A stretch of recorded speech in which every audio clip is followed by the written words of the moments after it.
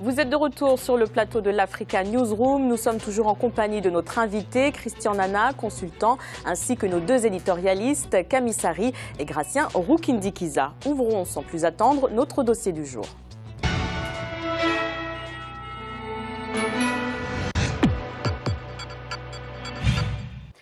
La décentralisation, moteur de développement au Cameroun, pour exemple les élections couplées législatives et municipales organisées en septembre dernier. Entre 2007 et 2012, l'État aurait également financé 1480 projets dans 369 municipalités. Un reportage d'Abdelaziz Adamias, notre correspondant au Cameroun. Prévu dans la Constitution camerounaise de 1996, la décentralisation est un processus de transfert de compétences des collectivités centralisées vers ceux décentralisés. Le Cameroun, pays situé en Afrique centrale, compte plus de 20 millions d'habitants. Le pays est subdivisé en 10 régions. Le 30 septembre dernier, le Cameroun a connu des élections couplées, législatives et municipales. 180 députés ont été élus à l'Assemblée nationale pour les législatives et 360 maires et leurs adjoints élus pour les municipales. Si l'Assemblée nationale est la représentation du peuple, le Sénat, qui a fait sa première entrée en avril 2013, est la représentation des collectivités territoriales, les communes et régions. Depuis quelques années, il est question d'un transfert de compétences de l'État central de la capitale vers d'autres organes de compétences, d'où l'assertion de la décentralisation. D'après l'article 3 de la loi numéro 017 de 2004 portant orientation de la décentralisation, seules les communes et les régions sont reconnues comme collectivités territoriales. La décentralisation est un mode de gestion politico-administratif qui considère qu'il est nécessaire de transférer les compétences de l'État central vers des collectivités territoriales qui sont dites décentralisées. Ces compétences-là sont transférées pour qu'une bonne partie de l'action publique se déroule au niveau de ces collectivités territoriales. Au Cameroun, le processus de la décentralisation est prévu dans les textes bien avant l'accession de l'indépendance du pays en 1960. En effet, c'est en 1941 que la commune de Yaoundé, la capitale politique du pays, et celle de Douala, capitale économique, furent créées. Plus tard, la loi numéro 74/23 du 5 décembre 1974 va instituer deux types de communes, les communes urbaines et les communes rurales. C'est dire qu'à cet effet, les communes ont un rôle important dans la construction du développement local d'un pays. Le processus de transfert des ressources et des compétences dans le cadre de la décentralisation au Cameroun a à peine 5 ans. Le transfert des ressources et des compétences a à peine 5 ans. Donc à ce stade, on ne peut pas parler véritablement d'un bilan assis sur la durée. Mais déjà pour les 5 premières années de décentralisation au Cameroun, on peut constater qu'il y a d'abord, au plan de l'éducation civique et politique, il y a une culture de la démocratie qui est en train de s'enraciner. C'est la loi numéro 96/06 du 18 janvier 1996 portant révision de la Constitution du 2 juin 1972 qui va donner une impulsion, mais également un rôle important et déterminant de la décentralisation au Cameroun. Le transfert de compétences à travers lequel la décentralisation sera assurée a été énoncé constitutionnellement en janvier 1996. De manière complémentaire, des lois d'orientation ont été adoptées en 2004 pour assurer effectivement ce transfert de compétences. Une loi a été également adoptée ce qui concerne le régime financier de la décentralisation. Il s'agira ainsi de donner aux collectivités territoriales décentralisées les moyens institutionnels et financiers qui sont nécessaires pour qu'elles puissent prendre en charge les domaines qui ont été prévus comme domaines de compétences de ces collectivités territoriales. Le processus de la décentralisation suit son cours, même si des lenteurs sont à noter dans la mise en place de certaines mesures. Globalement, il faut le dire que la décentralisation reste un peu plus dans les textes, mis à part un certain nombre de ce transfert progressif des pouvoirs du maillon central vers les collectivités territoriales, notamment l'éducation et autres. Dans la situation du Cameroun, on reste quelque peu hésitant.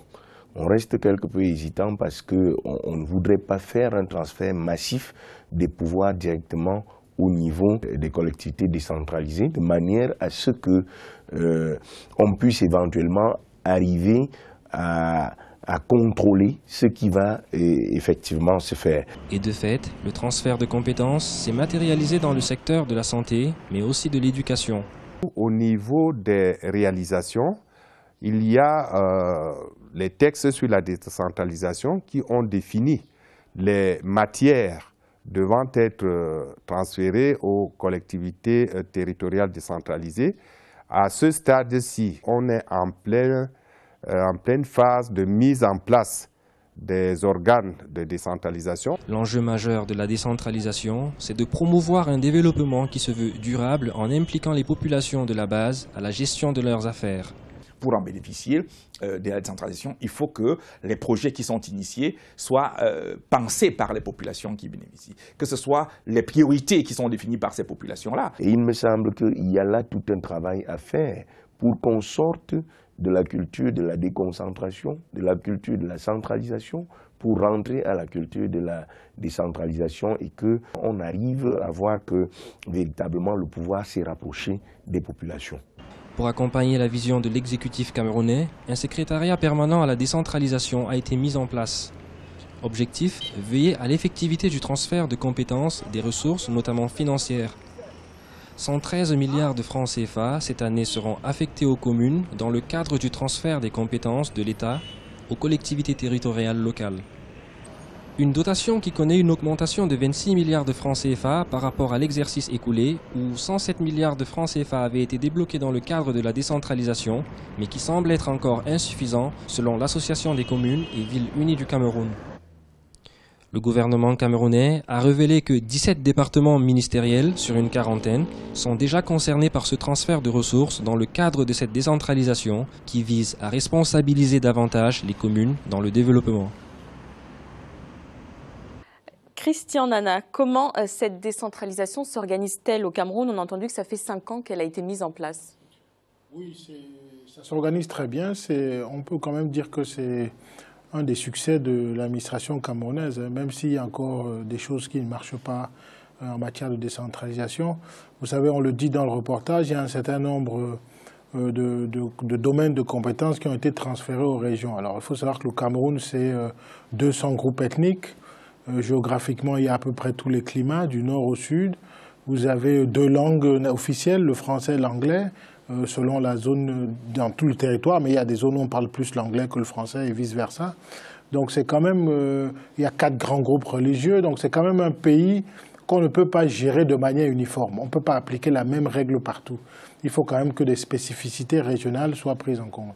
Donc c'est ça qui est le fondement même sociologique de la décentralisation. Alors l'ensemble des textes, un certain nombre de textes importants ont été cités dans le reportage, qui font que c'est très très bien organisé sur le plan administratif. Et il y a des résultats. Je vais vous prendre un cas concret en matière, mettons, de lutte contre le sida, par exemple.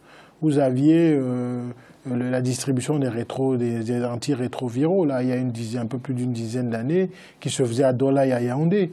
Donc voilà quelque chose qui quand même doit se faire auprès du malade. Et le malade n'est pas seulement à Douala et à Yaoundé. Il ne va pas quitter Garoua ou Banganté pour aller se faire soigner à Douala et Yaoundé. C'est pas possible. Donc c'est quelque chose qui a été décentralisé. C'est géré maintenant au niveau des centres de santé qui sont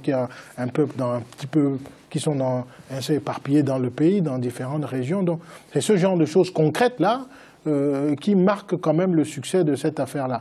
Alors il y a beaucoup d'autres domaines en matière d'électrification rurale, en matière d'éducation de base, les programmes relatifs au paquet minimum dans l'éducation de base sont gérés maintenant par les communes.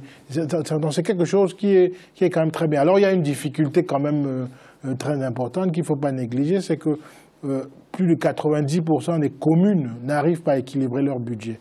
Donc, et encore quand même, malgré tous les efforts qui sont faits pour attribuer de l'argent aux communes, etc., qui font que quand même, elles n'arrivent toujours pas à avoir les moyens financiers pour assumer leurs fonctions. Vous savez, en matière nettoyage urbain, par exemple, il faut encore ramassage d'ordures qui sont gérés par les communes. Il faut encore que l'État mette la main à la poche pour que ça se fasse effectivement. Le budget de la commune ne permet pas d'assurer ce genre de service, par exemple. Justement, Camille, comment redistribuer les richesses pour éviter que certaines régions se développent plus rapidement que d'autres ?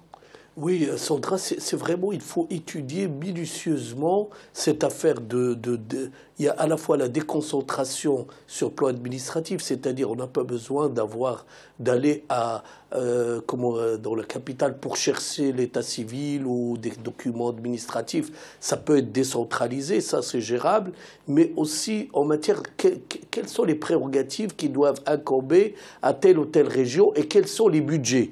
Parce que des fois, on transfère des prérogatives sans budget. Par exemple, on peut imaginer, comme ça se fait dans beaucoup de pays, que les écoles soient gérées par les communes. Je ne parle pas des enseignants qui doivent relever de l'éducation nationale.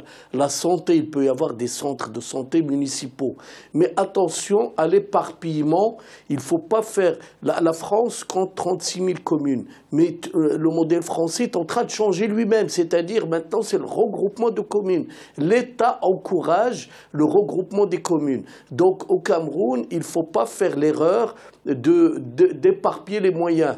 Christian a parlé le ramassage des ordures ménagères. Ça aussi, si chaque commune n'a pas les moyens de faire tout le travail, il faut pas que ce soit des petites communes.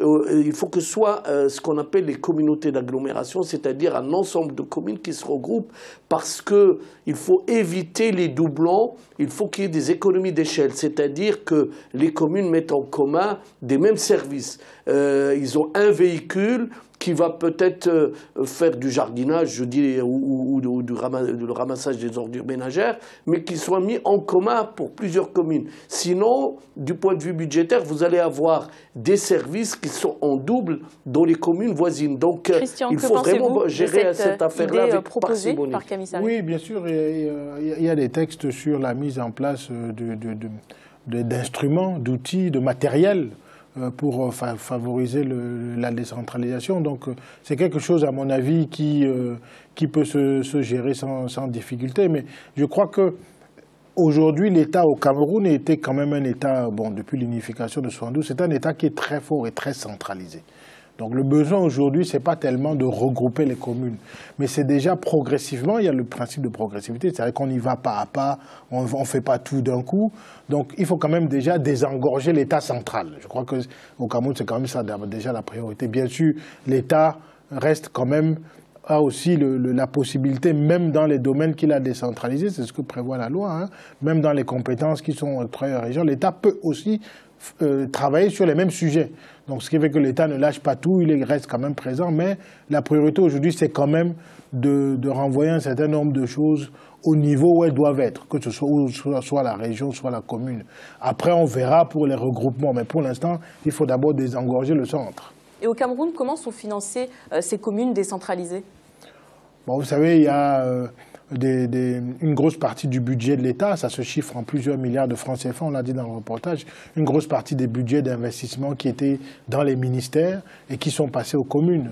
Vous avez puis les communes, il y a aussi une mise en place de fiscalité locale. Ce n'est pas encore complètement opérationnel, mais ça envoie que les communes puissent elles-mêmes lever l'impôt. C'est quelque chose qui est actuellement mis en place. Et je crois que le Cameroun, là, sur ce sujet-là, va dans la bonne direction. Gratien, quel est l'objectif de la décentralisation? Associer les populations aux affaires politiques? Oui, l'objectif principal, c'est de faire le développement local par les habitants même qui se trouvent dans la région ou dans la zone. Parce que souvent, quand c'est défini de la capitale, ils ont une vision lointaine du développement, de la situation réelle de la population. L'avantage, je pense, qui est visé, c'est surtout ce développement adapté aux besoins de la situation. Mais l'inconvénient qui peut s'opposer, ça pourrait être on transfère les compétences. Est-ce que ces zones, ces régions, ces communes ont réellement les compétences ou les mêmes compétences pour asseoir ce développement? On peut retrouver, par exemple, il peut y avoir une répartition financière.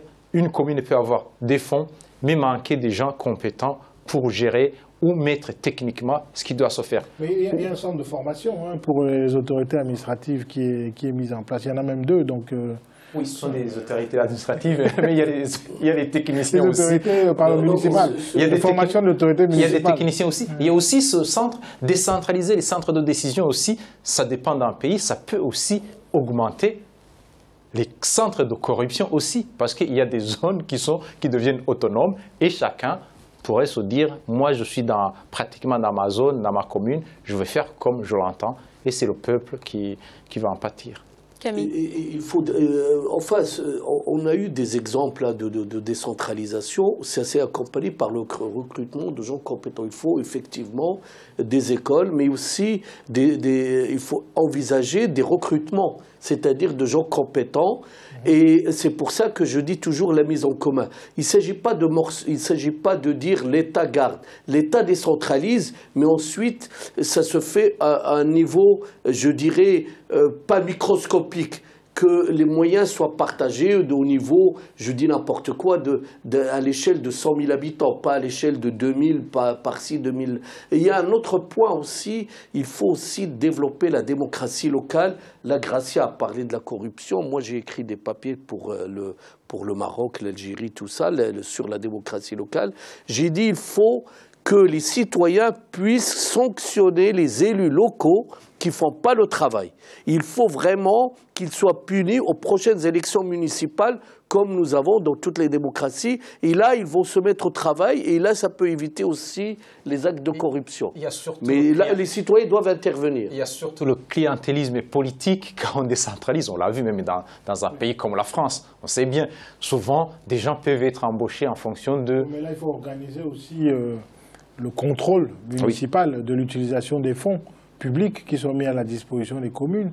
Alors il y a une partie du contrôle qui peut être fait par les conseillers municipaux au sein de la municipalité. Il y a aussi un contrôle qui peut dépendre d'autorités judiciaires. Il y a des cours des comptes qu'on peut mettre en place qui peuvent faire ce contrôle-là. Donc je crois qu'on ne peut pas non plus dire que si on décentralise, il y aura la corruption. Il y a la corruption partout qu'on décentralise ou pas. Donc je crois que l'important, c'est de mettre en place des outils, comme le Cameroun le fait aujourd'hui, pour lutter contre la corruption. Et quels sont les effets de la décentralisation sur le quotidien des populations? Oui, il y a des améliorations. Les villes sont plus propres. Les questions d'électrification rurale qui sont traitées au niveau des villages montrent quand même un certain progrès. Donc il y a ces choses-là qui marchent bien, mais il y a aussi des choses qui ne marchent pas. Par exemple, il y a un déficit quand même au niveau de l'esprit démocratique et de la société civile. Vous savez, les sociétés civiles ne s'impliquent pas beaucoup dans la gestion municipale. Alors, si on dit qu'il faut décentraliser, les maires, il faut qu'ils travaillent avec les sociétés civiles sur place pour travailler. Or, très souvent, elles ne sont pas très, très visibles ni très présentes dans le débat local. Donc, ça pose quand même quelques difficultés. Alors, pour certains experts, la décentralisation comble les carences de l'État. Qu'en pensez-vous ? Non, disons que c'est vrai que l'État avait des difficultés.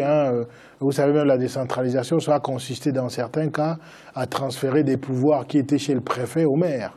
Donc les deux sont censés être des autorités qui sont sur le terrain.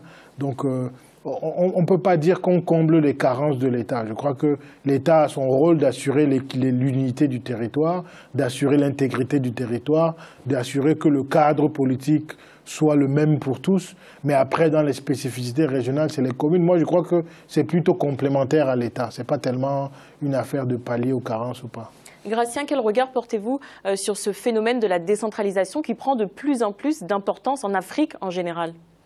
C'est une très bonne chose pour l'Afrique et surtout pour les Africains, parce qu'on voyait souvent des États qui centralisaient les pouvoirs, non seulement les pouvoirs politiques, mais les pouvoirs financiers dans les capitales ou les grandes villes du pays, et on voyait en même temps les gens qui avaient tout, presque tout dans la capitale, et des paysans ou des citoyens qui se trouvaient dans les provinces et dans les villages démunis, qui n'avaient même pas d'école ni de soins de santé. Donc avec la décentralisation, c'est-à-dire que le peuple pourra, au moins dans les gens qui se trouvent en province ou dans les zones reculées, pourront avoir des soins, au moins des services qui sont exigés pour des citoyens.